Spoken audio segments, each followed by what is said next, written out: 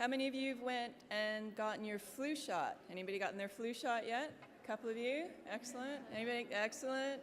Fantastic. Yeah, don't forget, you've got a great opportunity to go and get your seasonal flu shot. The team from the Health Services Authority have a little booth set up. So super convenient, super quick and easy. And they are masters at the art of the flu shot. I promise you it won't hurt a bit, not even a little. And if you need a distraction, there's a very colorfully decorated booth that you can look at while they're giving you a jab. So, and you can also go and sign up to be a blood donor. So the Health Services Authority has been having a blood donor drive. There's an opportunity to sign up there. And don't forget the health check station. We've been hearing a lot about the importance of knowing our numbers. You've got an opportunity, thanks to Broward Health, to go and check out your numbers. Got to thank some of our other sponsors. Aetna, they are the sponsor of our speaker and sponsor dinner this evening, and we've got our supporting sponsors, 3T, Brit K Marsh, Health City Cayman Islands, and the Ministry of Education, Youth, Sports, Agriculture, and Lands. Can we give all of those sponsors a big round of applause, please? All right, our next speaker is Louise FitzRoy, and she's the founder and director from Paddock to Plate.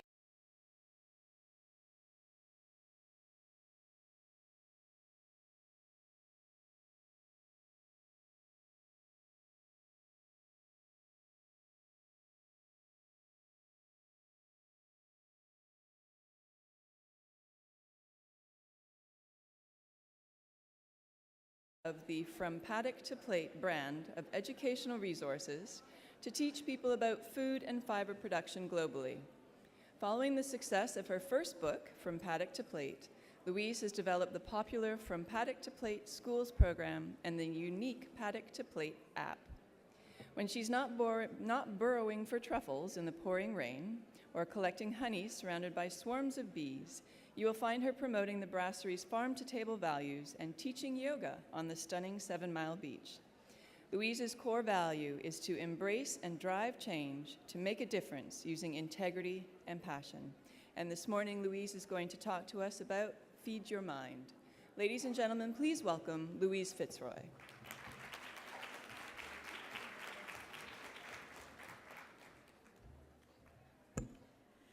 Hello everyone, good morning. Thank you for that lovely introduction.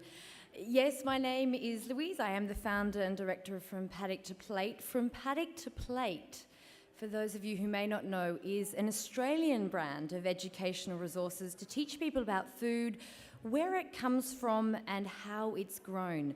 So basically everything you need to know about food and farming under the From Paddock to Plate banner.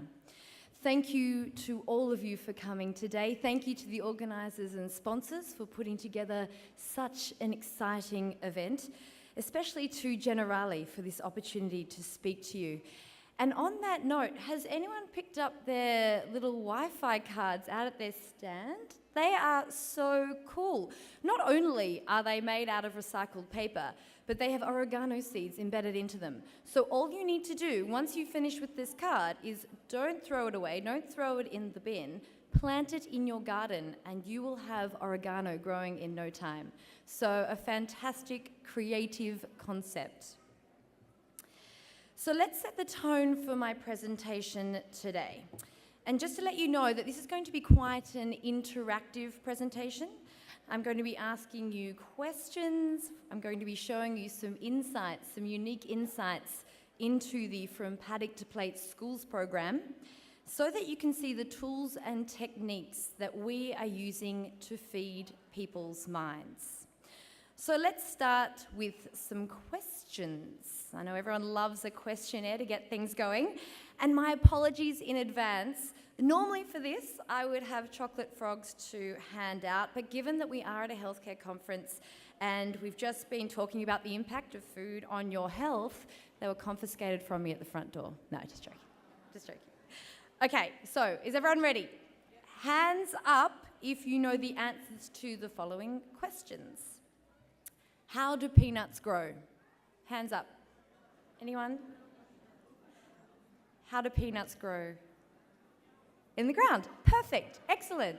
So thank you. That's great. So they are a legume, not a nut, and people tend to presume that they grow on a bush above the ground. But in fact, a peanut is quite unique. It flowers above the ground, but it fruits below or in the soil. So quite a unique nut. Second, how do pineapples grow? Yes. Sorry? Ah! Take a guess. Above the ground? Perfect, yes. So pineapples grow rather than from a tree, which is what some people may think. Pineapples actually grow out of the ground from a bush. Well done. Okay, what about cashew nuts? We have some awesome cashew nuts growing in the Cricket Square grounds. Yeah, we've got a few takers here. Tree, yes, awesome. Well done. So cashew nuts are actually attached to what we call a false fruit, a red apple-esque object. And technically, the cashew nut itself is the tree's fruit. So that fleshy apple that you see, that red fleshy apple, is merely a byproduct. And the false fruit, it is edible, but highly perishable. What about saffron? Saffron. Yes. Exactly, thank you, great. It is the stamen from those purple crocus flowers that you see. So can you imagine picking each stamen out of a flower to give you the saffron that you use in your recipes? It's quite amazing to think that what farmers are doing out there. Finally, bananas. Where do they grow? On a tree. Actually, banana plants are often mistaken for trees or palms, but in fact they are a herb. They do not grow from a seed, but interesting, from a bulb. They actually grow from a bulb. So you may have seen them hanging down. Yeah, it's quite unique, really. So don't worry, we're not back at school, but what a great way to start feeding the mind, which is my purpose today in this presentation. So, feed your mind. What is one word that you think of when I say feed your mind? One word comes to mind. Any word? Knowledge. Great. Excellent. Another word? Nutrition. Perfect. One more.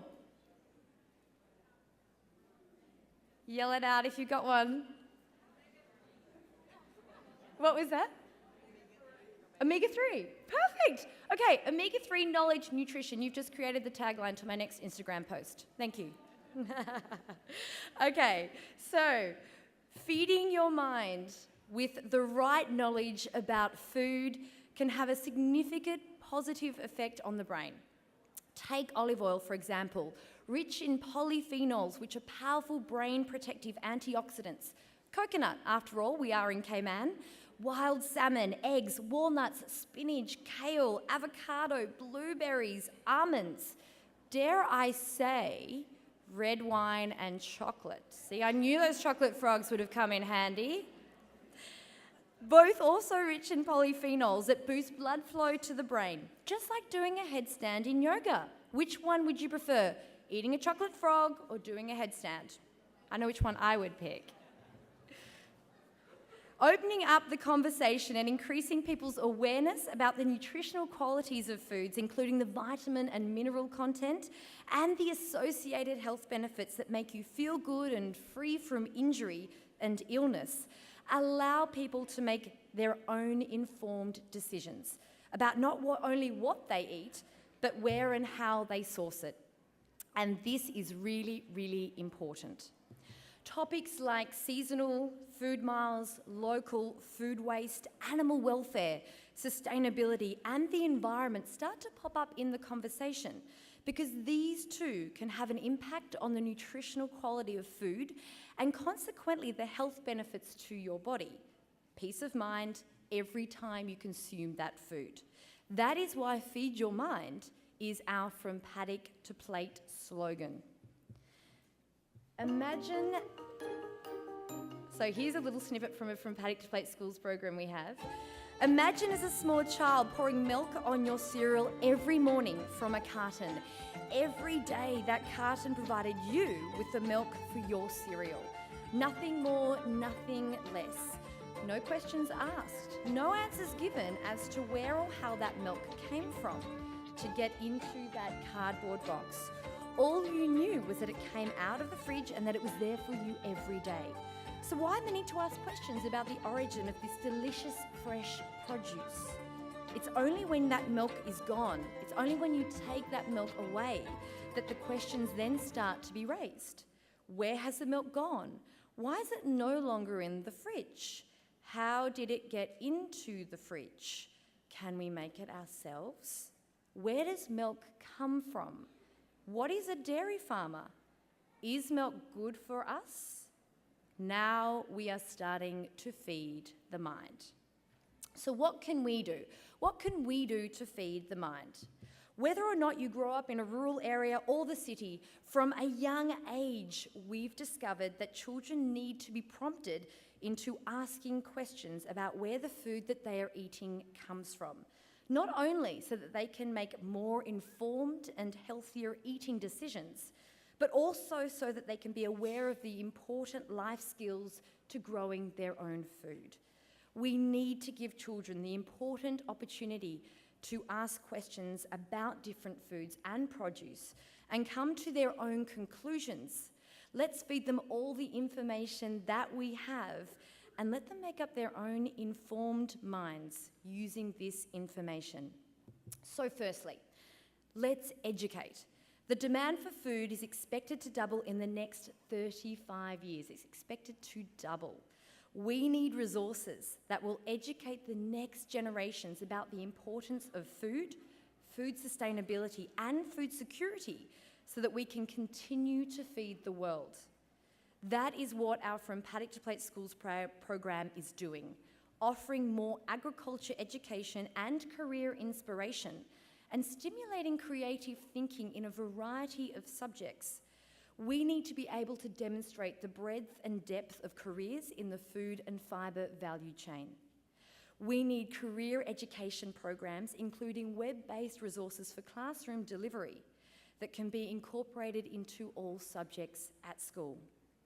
We need to remove misconceptions that this sort of education is for food technology, home economics, hospitality and agriculture classes. I believe food and farming is important for every student, no matter what subjects they elect to study, so that they can choose the right foods to fuel their bodies, feed their minds, and feel good about themselves, boosting mental health and well-being. And it's not just because I'm a country girl and my parents, my brother, they're all farmers. It's not just because of that. It's because I am genuinely grateful each and every day that I have access to such fresh and bountiful produce.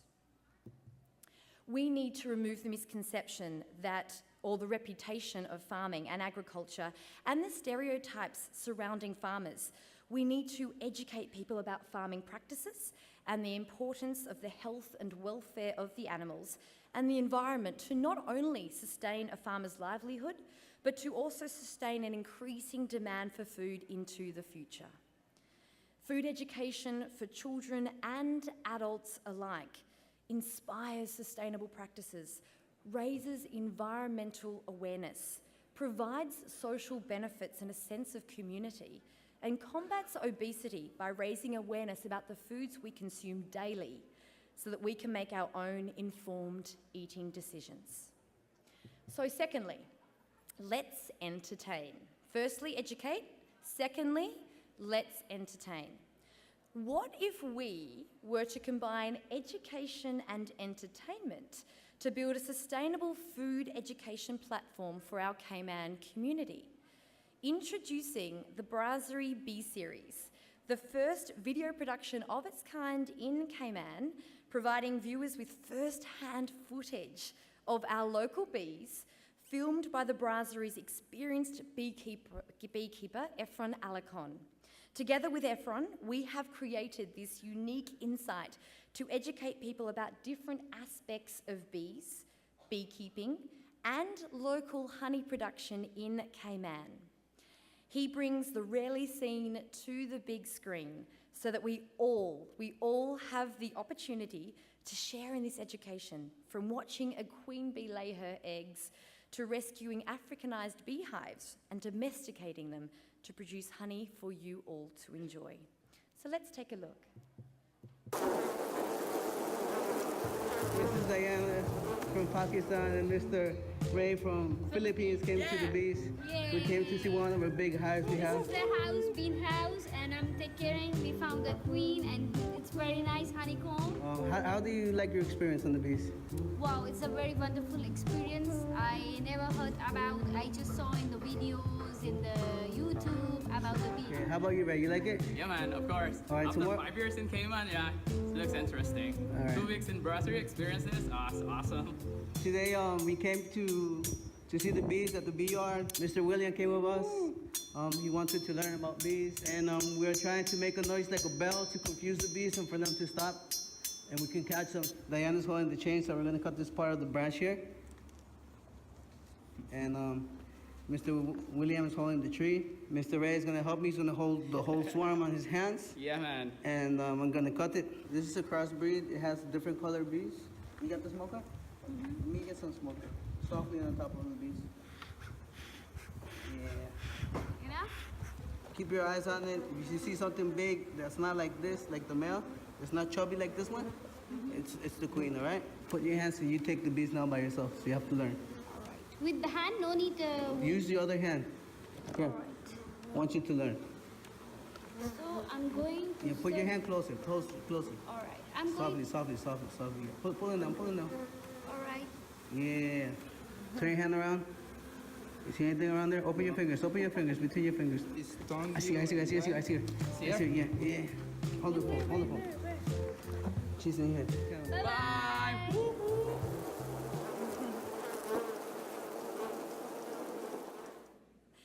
So as you can see from this video, technology doesn't have to be a barrier.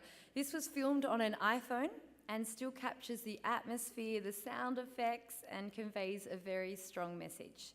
The Brasserie, pioneers of the farm-to-table movement in Cayman and based in Cricket Square, now have 50 hives that they have brought together themselves, producing honey for the restaurant menu and customers at the market. So make sure you go and check out the hives. They are extremely interesting, and you will learn so much from Efron. Finally, thirdly, we need to educate, entertain, and inspire. From Paddock to Plate is excited to be teaming up with the likes of Cayman's Project Grow, a great school garden project in Vigoro Nursery and Generali Initiative, helping students and teachers in Grand Cayman to learn the principles of gardening and health and nutrition by establishing sustainable school gardens on island. An inspiring new program by Project Grow is to invite a local farmer to set up a pop-up market at schools during the time parents pick up their children, allowing parents and children to shop for fruit and vegetables together. They also have the opportunity to ask the farmer questions about where and how the food is grown and learn more about the produce that they are eating. Seeing the end product also encourages students to take care of their own school gardens. It's the likes of Project Grow and From Paddock to Plate, along with other inspiring initiatives that hold similar values and objectives, that form the World Food Collaborative, a voluntary team of motivated people who are uniting inspirational leaders from across the world to empower consumers of all ages and to share premier educational resources with one another to expand knowledge and inspire learning about food, science, and nutrition. Just like at the Brasserie, when our head gardener, Ide, takes school groups through the organic vegetable garden and to help her harvest turnips, feed the food scraps from the kitchen to the hens, and collect their delicious fresh eggs, they are inspired. I've seen the looks on their faces. They are so excited to collect those eggs. We need to combine education and entertainment to feed the mind and inspire people to make a difference. Here is a snippet taken directly from the From Paddock to Plate Schools program, highlighting examples of people doing just that, making a difference.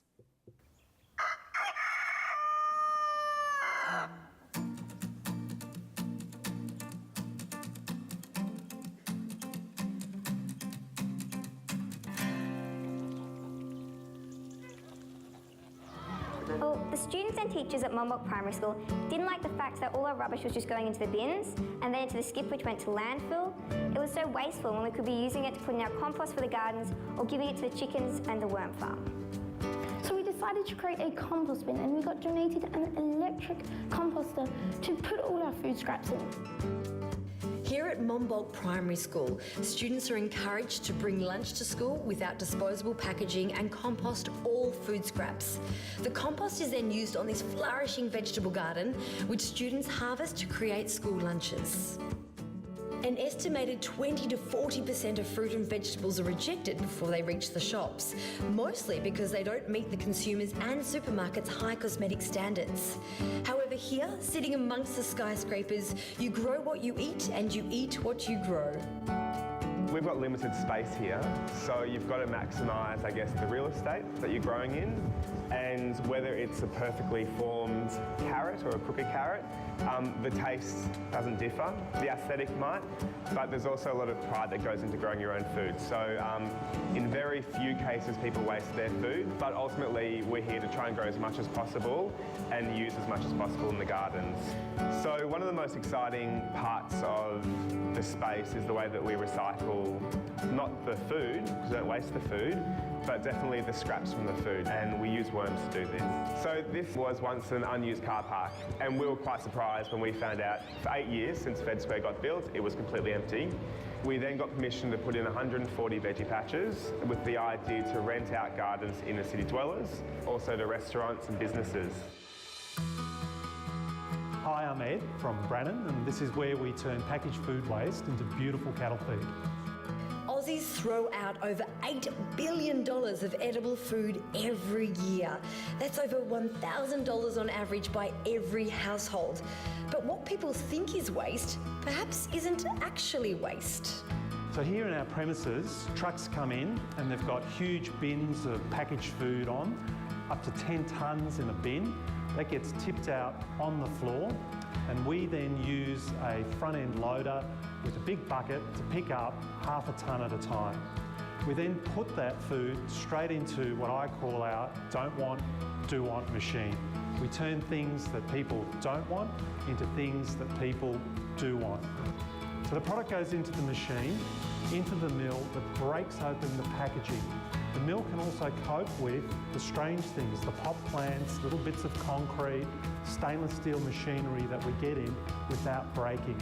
The mill breaks open the packaging. That then goes into a sequence of screens, and it's very much like gold panning. Gold is heavy, it sinks to the bottom of a process, the lighter things go to the top. Here, the lighter things are plastic and paper, the heavier things are bread. So if you throw that in the air, the bread will fall down first, the lighter things will fall down second.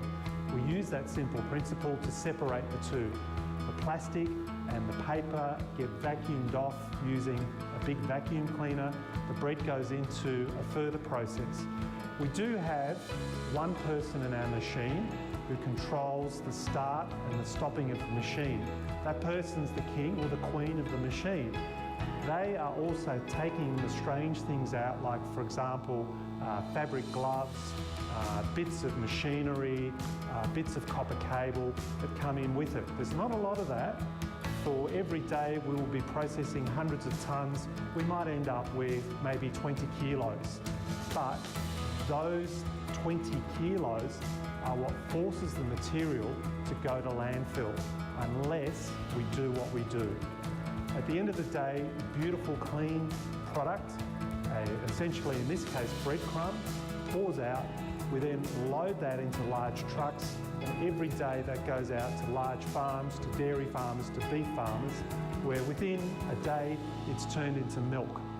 That milk comes back to you. So what we're trying to do is close the loop on food production. We love from paddock to plate!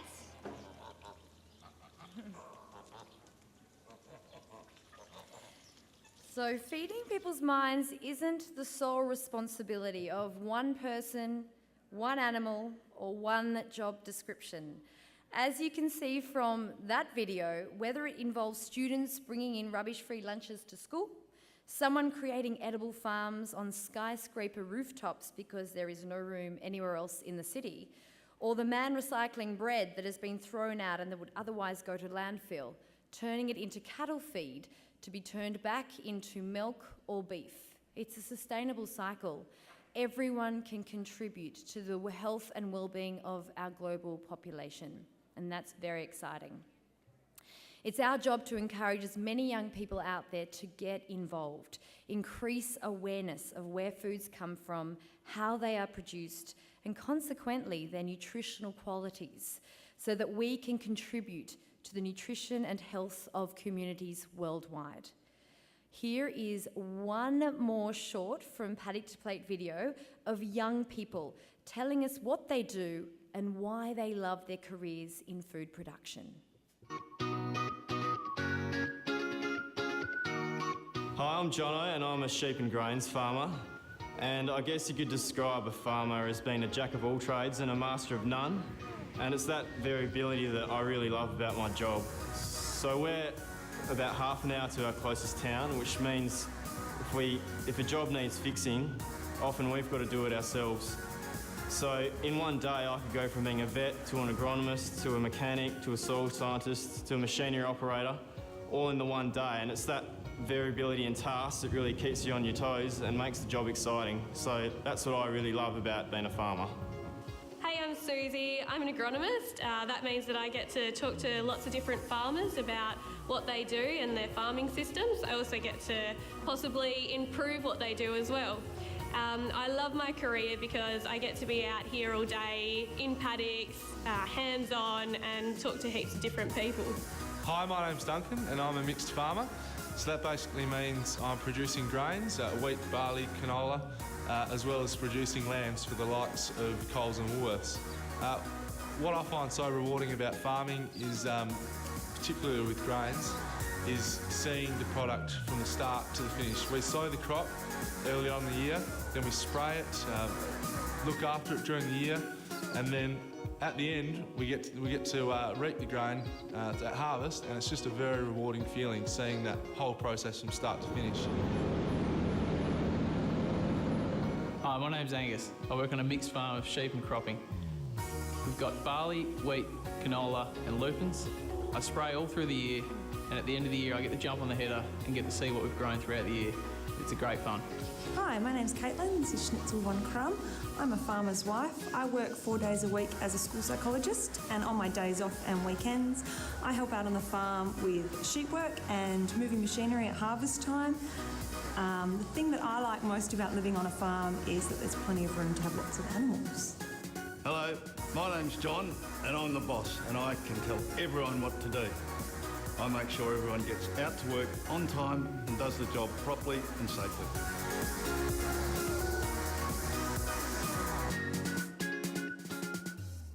So as you can see, even little Schnitzel von Crumb there has a job to do on the farm. And there are many ways that we can work together to inspire healthy eating and provide social benefits and a sense of community. So what can you do? What are some ideas and projects that you can implement in your life, at your workplace, to feed your mind and those minds around you? And you can follow the From Paddock to Plate journey on social media. Here are our handles to follow our exciting initiatives and receive updates on all of our projects, as well as source delicious recipes and food and farming tips. It's all there. Thank you.